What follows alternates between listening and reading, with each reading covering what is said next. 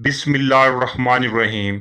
السلام علیکم پیارے ناظرین، آج کی اس ویڈیو میں ہم ذکر کریں گے قوم سمود کے بارے میں، جن کی نافرمانیوں کی وجہ سے اللہ تعالیٰ نے ان پر اپنا عذاب نازل فرمایا۔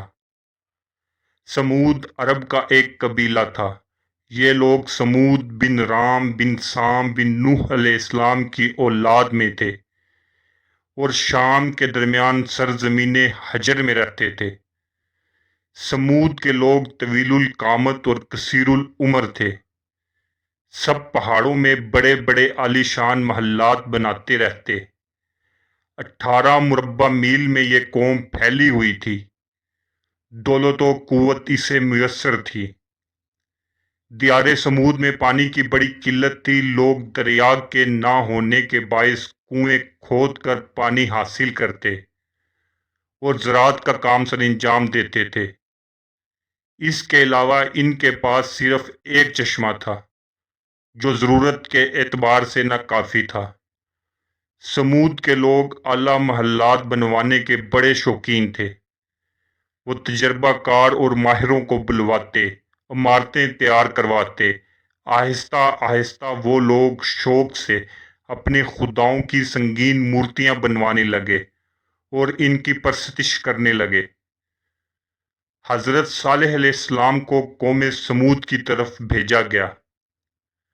حضرت صالح علیہ السلام نے فرمایا کہ اے لوگو، اللہ کے سوا کسی اور کو پوجنا چھوڑ دو، صرف اسی کی عبادت کرو جو اس کائنات کا واحد خالق ہے۔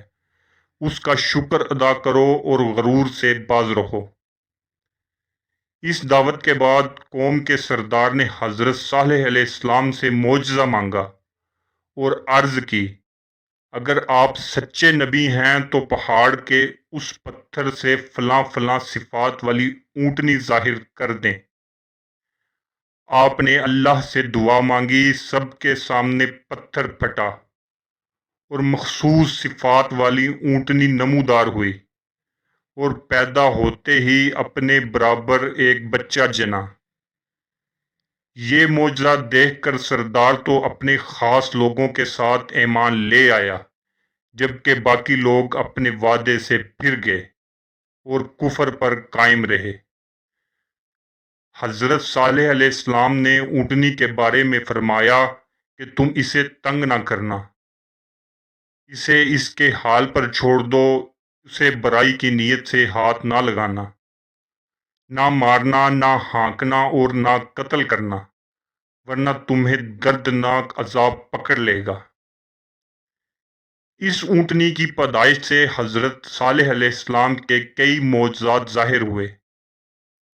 وہ اونٹنی نہ کسی پیٹ میں نہ حمل میں رہی، بلکہ پہاڑ کے ایک پتھر سے پیدائش ہوئی۔ یہ اونٹنی ایک دن سارا پانی پیتی اور دوسرے دن پورا قبیلہ سمود پیتا۔ اس اونٹنی کے پانی پینے کے دن اس کا دودھ دھویا جاتا تو وہ اتنا ہوتا کہ تمام قبیلے کو کافی ہوتا۔ اس کی باری کے دن تمام جانور پانی پینے سے باز رہتے۔ قوم سمود میں ایک صدوق نامی عورت تھی جو بڑی حسین اور مالدار تھی۔ اس کی لڑکیاں بھی بہت خوبصورت تھی۔ اس نے 2 لوگوں کو بلا کر کہا کہ اگر تم اونٹنی کو ذبح کر دو تو میری جس لڑکی سے چاہو نکاح کر لینا۔ چنانچہ دونوں نے مل کر اس اونٹنی کو ذبح کر دیا۔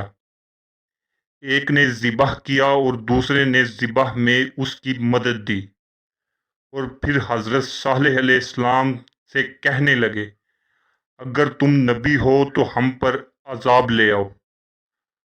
حضرت صالح علیہ السلام نے فرمایا، تم 3 دن کے بعد ہلاک ہو جاؤ گے۔ پہلے دن ان کے چہرے زرد، دوسرے دن سرخ اور تیسرے دن سیاہ ہو گئے۔ پھر وہ لوگ ایک ہولناک آواز میں گرفتار ہوئے جس سے ان کے جگر پھٹ گئے اور وہ ہلاک ہو گئے۔ ان کی ہلاکت کے بعد حضرت صالح علیہ السلام مومنین کو ساتھ لے کر مکہ معظمہ روانہ ہو گئے۔